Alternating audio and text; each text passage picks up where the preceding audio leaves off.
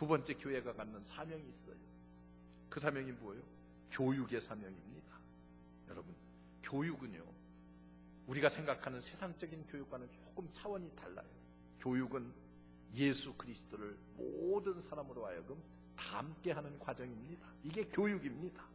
성경에 나오는 교회, 회당, 그 목적이 뭐예요? 제사를 드린다거나 예배를 드리는 그런 의미를 담고 있습니다. 그런데 또 하나는 이곳은 어떤 곳이냐? 말씀을 가르치는 곳, 말씀을 배우는 곳이라고 하는 그런 의미를 담고 있습니다. 여러분, 초대교회는 그래서 사도들의 가르침을 액면 그대로 받아들이고 믿고 그리고 하나님의 말씀이라고 생각을 했어요. 아, 사도들의 가르침은 곧 하나님의 말씀, 그 말씀을 액면 그대로 받아들이고 내가 믿고 그 말씀 그대로 나가서 증거하고, 이게 초대교회의 모습입니다. 성도들의 모습이에요. 여러분, 그래서 그들은 열심히 모였어요. 모이는 일에 열심을 했어요. 왜? 하나님의 말씀을 배워야 되니까. 열심히 모여서 사도들의 가르침에 귀를 기울였습니다. 이것은 남녀노소 가릴 것 없이 누구나 배우고, 이를 통해서 그들의 삶이 어떻게 됐어요? 예수 그리스도를 닮아가는 삶이 되었어요. 그냥 예수님을 아는 지식으로 끝나는 것이 아니라 예수 그리스도를 닮는 삶으로 변화되어가는, 여러분, 그런 삶의 모습을 초대교회가 보이고 있습니다. 그렇기 때문에 교회 교육이라고 하는 것은 교회가 해야 될 막중한 사명입니다. 교회 성장의 성패를 좌우할 뿐만이 아니라, 그렇기 때문에 우리에게 있어서는 소중하고, 그리고 때로는 그것이 힘들고 어렵기도 합니다. 여러분, 사실 듣고 배우지 않는다고 하면 우리의 믿음이 어떻게 성장할 수가 있겠습니까? 여러분, 성경도 이렇게 말합니다. 믿음은 어디로부터 나와요? 들음으로부터 나온다고 성경이 우리에게 그렇게 말씀하고 있습니다. 말씀으로 무장한다고 하는 것은 그리스도인들이 사탄을 이길 수 있는 가장 최상의 무기입니다. 여러분, 사탄의 세력을 어떻게 물리칠 수가 있어요? 하나님의 말씀을 통해서. 예수님이 이 땅에 오시어서 사탄의 시험을 받을 때에 무엇을 가지고 사탄을 물리쳤습니까? 구약 성경에 있는 하나님의 말씀을 그대로 인용해서 사탄을 물리치셨습니다. 하물며 우리 일진데 어떻게 물리치겠어요? 하나님의 말씀을 가지고, 말씀을 배워서 익히고, 그래서 여러분, 성경을 읽어야 되고 배워야 되고, 때로는 그것을 암송하기도 하고, 하나님의 말씀이 늘 나의 삶에 떨어져서는 안 될 가장 소중한 지침이 되어야 됩니다.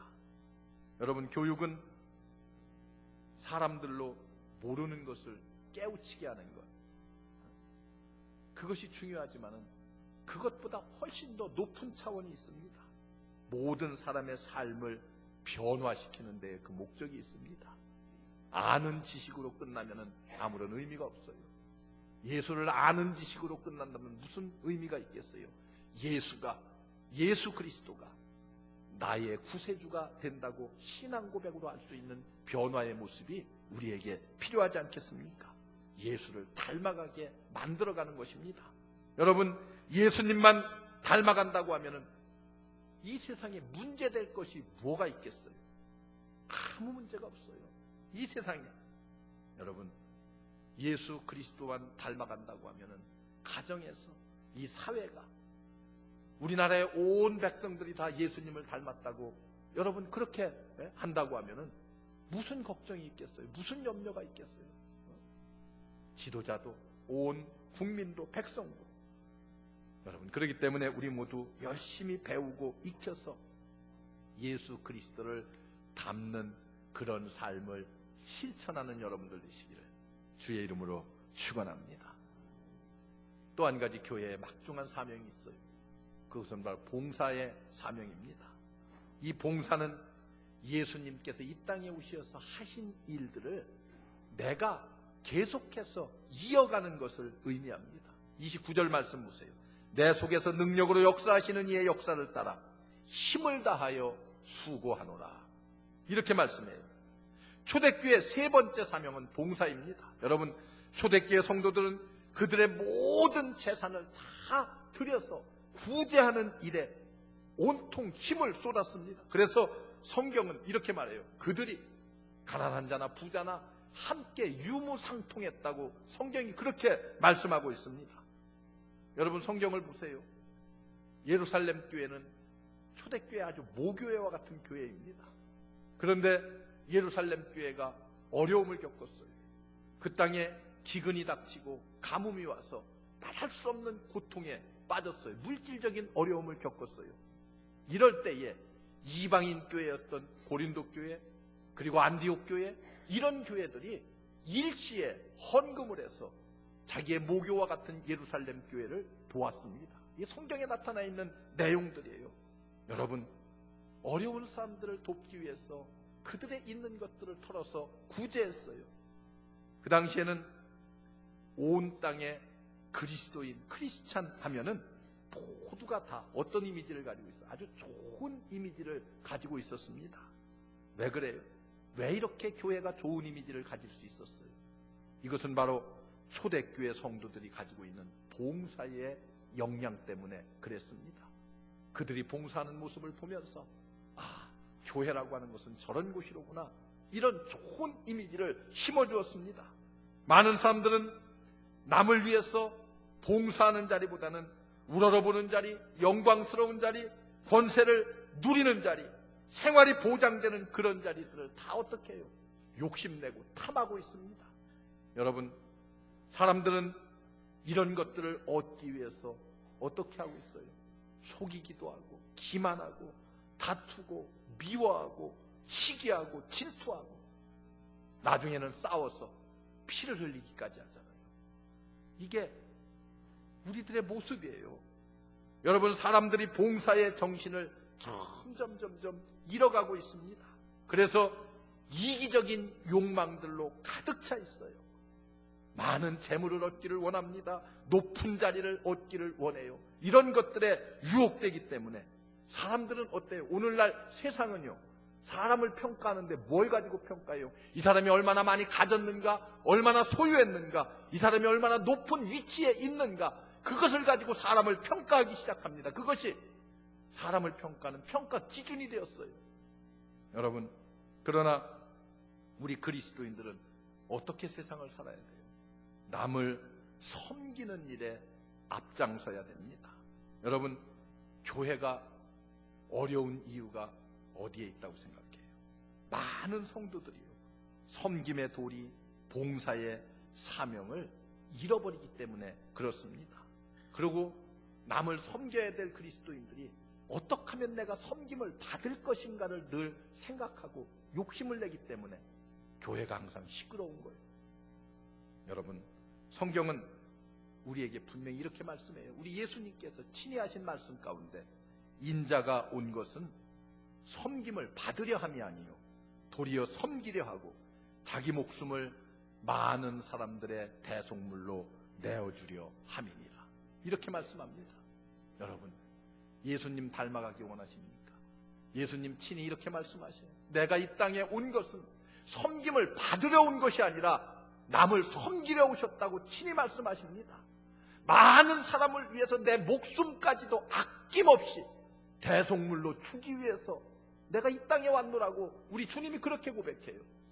여러분, 우리 주님 가신 길 따르기를 원한다고 하면 우리도 우리의 이웃을 위해서, 많은 사람을 위해서 섬김의 자세를 가지고, 그리고 목숨까지도 내가 섬김을 위해서 내어주겠다고 하는 그런 각오의 결단이 우리에게 있어야 됩니다.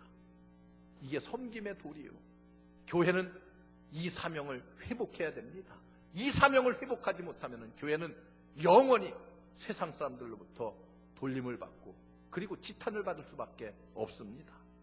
여러분, 그래서 성경은 이렇게 말해요. 각각 은사를 받은 대로 하나님의 각약 은혜를 맡은 선한 청지기와 같이 서로 봉사하라. 이렇게 말해요. 하나님께서 내게 주신 달란트가 있다고 하면 그 달란트를 가지고 최선을 다해서 남을 섬기고 봉사하라고 이렇게 말씀하고 있습니다. 여러분, 20세기 최대의 과학자라고 하는 아인슈타인이 있습니다. 이 아인슈타인이 교회에 대해서 이런 말을 했어요. 히틀러가 독일 민족에게 어려움을 한없이 주었잖아요. 그리고 유럽을 공포의 도가니로 몰아넣는 2차 대전을 일으켰습니다. 그런데 말할 수 없는 이런 고통으로 몰아가고 있는 이 히틀러를, 그 히틀러에 걸어가는 이 미친 길을 누가 가로막을 수 있을 것인가? 아인슈타인이 이렇게 말합니다. 그는 먼저 민중에게 존경받는 대학 교수들에게 기대를 걸어보았다고 말하고 있습니다. 그런데 그들은 너무 쉽게 히틀러에게 굴복하고 말았다고 대답을 했어요. 그리고 그는 또다시 그러면은 민중의 목탁인 신문기자, 바른말 잘하기로 유명한 이 신문기자들에게 기대를 걸었다고 그렇게 말하고 있어요. 그런데 이들도 모든 신문들이 다 같이 입을 모아서, 그리고 그들의 풋을 모아서 히틀러 만세를 불러댔다고 그렇게 고백하고 있습니다. 그래서 아인슈타인은 너무나 실망을 했어요. 이 민족을 지켜야 될, 이 사회를 지켜야 될 지도자들이 이렇게 쉽게 무너져 버리다니. 그래 실망을 했어요.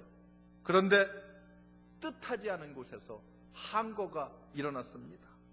그것은 그간을 무시하고 경멸했던 교회로부터입니다. 여러분, 2차 대전이 일어나고 히틀러가 유럽을 공포의 도가니로 몰아넣었을 때에 독일 교회만이 히틀러의 항거에서 일어났고 수많은 목사와 성도들이 옥에 갇히는 일이 일어났습니다. 그래서 아인슈타인은 이렇게 말합니다. 나는 처음에는 교회를 경멸했는데 지금은 한없는 존경의 눈으로 교회를 바라보고 있다. 이렇게 고백했습니다. 여러분, 교회가 사회에 이런 역할을 해야 되는 거 아니겠습니까?